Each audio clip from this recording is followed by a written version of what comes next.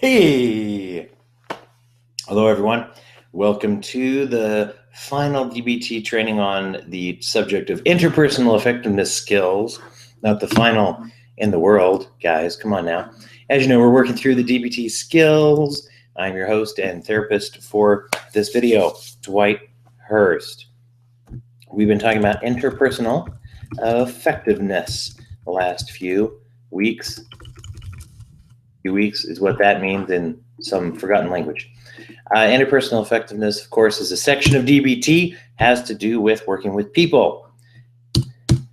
Weeks ago, we talked about Dear Man and all those, the wonderfulness of that. Dear Man, of course, when you're trying to express yourself over a tough topic or asking for something. After that, last week, we talked about Give, said a little stream, which is a way to help with relationship maintenance, basically, by the way that you listen. And today, ta-da, we're going to talk about fast. Fast, but not furious, just fast. So, as you know, FAST is going to be an acronym because everything in DBT has an acronym. It just does, guys. So the last thing with FAST is an aspect of interpersonal effectiveness that has to do with building self-respect and showing respect to others. Of course, is a two-way street. Yeah, you give it to get it, or you get it, then you give it, and one of those things happens. So we're gonna go through the FAST skill really slowly. No, just kidding. It'll just take a minute. There you go. Okay, first FAST is the F, and what does that stand for? I won't make any what the. Come on, that's just way beneath me. I will reference it though. Okay, fair is what F stands for. Let's go through them too. A stands for apologies. S stands for sticking to your values, not guns, values. And T stands for being truthful. There you go, truthful. As I said before, FAST is a skill that is designed to promote respect. It shows these are skills that show respect for others, but also help you to respect yourself when you're communicating with people. It's easy to get lost in a sea of self-doubt and low confidence when we're dealing with other people, but it's also easy to lose our self-respect because sometimes, especially when we're anxious, we're willing to do or say almost anything to get through an encounter with someone, depending on the nature of that encounter in particular. And so FAST is a way to keep in mind 4 skills that will help you in the area of respect. The first, of course, is fair. Like I said, when you think of fairness when it comes to communication, what are we talking about? Well, how are you treating that person? I was just involved with a project where we were putting together some tips for people who are trying to get support from their significant others, how to generate trust and support. And one of the things that's interesting is that we, almost all of us, want to be accepted and validated and supported. We don't like to be questioned or doubted. That's normal, and we all know that. One of the things that is not so intuitive to us that we don't always realize is that when other people, particularly our partners or others that we come in contact with, when they need validation, acceptance, and support, we're not always so quick to give it either. If they come to us with some kind of an idea like, hey, do you want to talk about this? A lot of times we get very guarded. Really? What? Hey. And that's because it affects us, whatever it is they're thinking of doing, whatever it is they're changing about their lives, whatever it is. It can affect us, and so we get a little selfish-minded. We want to protect. It makes complete sense to us that we have questions and doubts about where they're coming from, and it bothers us if they interpret that as self-doubt. But yet, when we come to them with something and they give us back the exact same thing, where they're a little curious about something, or they have questions, or they're not immediately on board, we tend to interpret as a lack of support and lack of validation. It's just an interesting little piece of humanity. And so one of the cures for this is to look and say, am I being fair? Am I giving the support that I want? Am I giving what I want to gain from this interaction in this very interaction? And that's something that's very tricky But it's a good question to ask yourself. And one of the ways to do it is to ask myself, am I being fair with this person? Am I giving them what I would want to get back? One of the tricks to this that I have noticed, especially if you're a person who values being non-judgmental, one of the hardest things is when you're talking to someone who you expect is going to be judgmental, especially if they're going to be judgmental of you. And one of the easiest things in the world to do is judge them. It's very easy to judge judgmental people, especially if you're a non-judgmental person, but that also leads you to violate your own sense of values, which we'll get into the stick to your values part later. But right now, since we're talking about being fair and balanced and giving them what I want to expect back, it does a couple things. One thing it does is it makes it more likely that they will feel respected because I am being fair-minded with them. Number two, and I would say this is even more important, is that it allows me to respect myself, and that when I will look in the mirror after that interaction, I can think to myself, well, I did my best. I was at least fair with them. If I don't feel like they were fair with me, at least I tried to be fair with them. So there you go. That's what fair means. So moving on to A. A is apologies. Now, there's two things to keep in mind with apologies. Thing one, when to use it, and thing two, when not to use it. DBT has an interesting, might seem like a paradoxical thing as far as guidance for using apology in your life. You should use it. It's a good skill. Secondly, don't live an apologetic life. Those might sound counterintuitive, but not really if you stop and think about it. Hey, let's stop and think about it. You should apologize as a skill. Apology as a skill is when you have done something wrong, you tell someone you're sorry you did it. Or when you have done something that maybe it wasn't clearly wrong, or maybe you think it wasn't wrong, but it has hurt someone's feelings, you can always apologize to them for hurting their feelings. I'm sorry that what I did hurt your feelings. Even if I need to process with you the fact that I didn't mean it, whether that matters to you or not, it did hurt your feelings. I can apologize for that. Generally speaking, in most cases, that's an event. It's not necessarily a series of I'm sorry, I'm sorry, I'm sorry, I'm sorry, I'm sorry, I'm sorry. That's where we can cross the line into number two, and where we're living an apologetic life. There are people, all of us, when we're anxious at times, when we get overwhelmed with emotions, who can fall into this trap of living that apologetic lifestyle,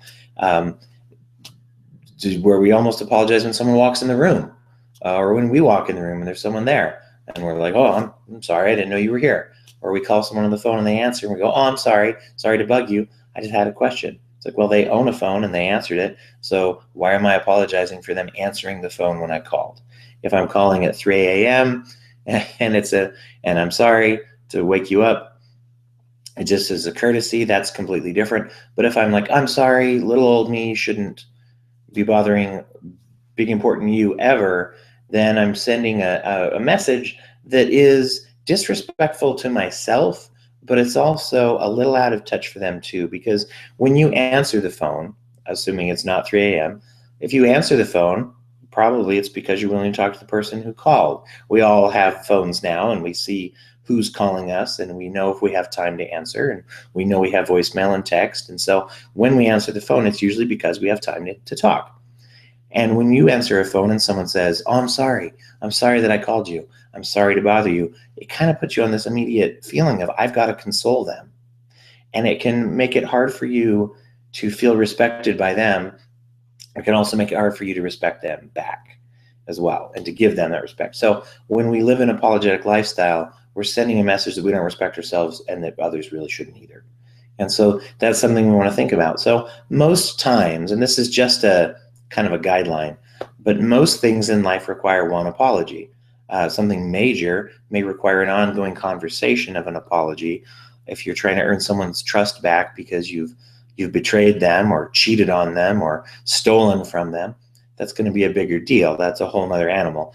We're just talking about day-to-day, how do we use apology in our everyday life? So how to implement this, I always recommend, is to just kind of monitor and ask yourself, how do I use apology? Do I overuse it? Do I underuse it? Do I get feedback from other people about it? Do I notice the way that they act or interact with me when I'm apologizing? Go through the day and count up how many times you apologize. If it's, you know, 1,000,000, that's a lot for one day. If it's 0, that might be under, unless you just didn't do anything to anyone that day. Just count it, and kind of see where you're at with that. So there you go. That's apology. Boy, we were almost, by my calculations, we're halfway through. Stick to your values, not your guns, your values. I think in communication, we often say stick to your guns, and we might really mean values sometimes, but what we're saying then is like stand up for yourself, and this is actually to stand up for what you believe.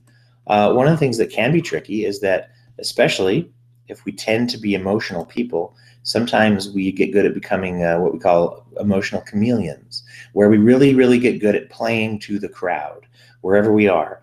And maybe if we're afraid of judgment, we alter our own actions, our own personalities based off of who we're with.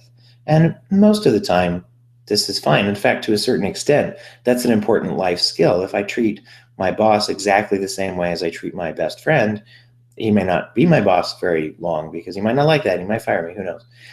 Or I might get disappointed when he has to tell me some bad news or whatever. It's important to be able to play to the crowd to a certain extent. The danger is when we start to lose ourselves. When we start to lose ourselves in that process and we aren't acting like ourselves. Or maybe we're just not sure who we are anymore. Or in an extreme case too, we can start to catch ourselves evaluating what we say before we say it to everyone in our lives. And the downside of that is that there are a healthy percentage of people in our lives who love us, care about us, and want to get to know the real us. And if there aren't, there should be. There should be people in your life who want to know you for the real you. They don't want you to think in your head, okay, there's 16 things I have to ask myself before I say anything so that I don't offend anything at all, or that I don't cause any questions or discomfort, and I got to be exactly who you want me to be. And all of a sudden, that's very stressful. And that will also make us avoid social situations. And so it's important to kind of get to know, what are my values? What do I believe? And can I just say that sometimes? What if somebody says something that I disagree with politically, or goes against my religious values, or something along those lines? This is not a guideline to always pick a fight over those things, but do I at least know in my head, oh, I must say, then I can evaluate, would there be something I say to my boss? Oh, well, you know, I don't really like that very much. There's not a healthy job environment where someone's going to get fired for saying, oh, I don't agree about something that has nothing to do with the job. If I say to my significant other or my spouse, I disagree, hopefully, and let me put it this way, if the relationship can't take that hit of me disagreeing on something, there's a problem there that has nothing to do with me being wrong about what I believe. And so I'm distracting myself from that problem by trying to play to that crowd, by never ever being myself. So that's when we say stick to your values. What we're really saying in the DBT mindset really is be yourself and find ways to be yourself. Ideally, you want to avoid the fear of being yourself. There we go. Being truthful. Honesty is obviously a big part of that. If you are truthful with people, you're going to respect yourself more, and that's going to give you more confidence for interacting with people. I mean, there's a lot we could say about this, and a lot of it's been said already. And honesty is the best policy, and whatever. A couple little caveats that I would add on there from a therapist perspective. Honesty is generally the best way to live, is actually how I would say that. Is it always the best policy in every possible situation? No, in fact, there are many situations in life in which complete honesty is not safe. I know I just said stick to your values and be yourself. But that doesn't mean you aggressively go out and pick fights with people who you don't need to, especially if it has to do with your career, if it has to do with needlessly finding ways to be harsh with people. Remember, the G that we discussed last week in give was be gentle whenever possible. And so trying to find a balance between being myself and being gentle whenever possible, it helps me be a nice self, if that makes any sense. Also, sometimes we feel pressured to give people more information than we want to because some people are pushy. Also, because some people just ask questions without thinking it through and not realizing they're being pushy. So honesty doesn't require us to give away every piece of information that we don't want to. We may have private information, private medical information, that we just may not want to go into. An honest response would be, oh, I don't want to get into that right now. And you have the right to do that. That's still honest. So honesty can be, let me answer the question you asked me with complete truth, or it can be, let me tell you how I feel about the question you just asked me with complete truth. And that's the idea. Being emotionally honest is sometimes the most difficult type of honesty.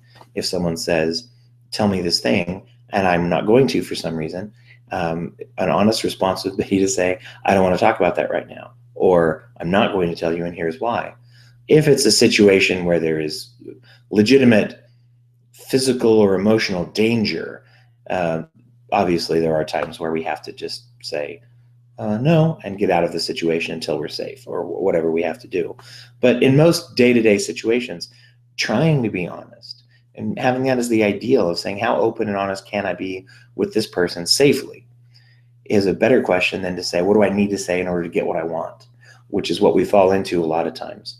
When you are overwhelmingly filled with reactions and emotion throughout the day, it can be very easy to not only play to the crowd, but to even become manipulative and trying to get what I want by saying and doing certain things, because otherwise I go into a state of crisis. So part of this is trying to remind myself that I don't need to do that.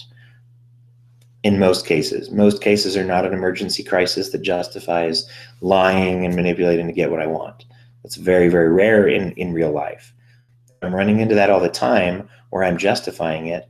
That's probably more an anxiety response than it is a real need to be dishonest. There you go. Speaking of emotions, we're going to be getting into emotional regulation.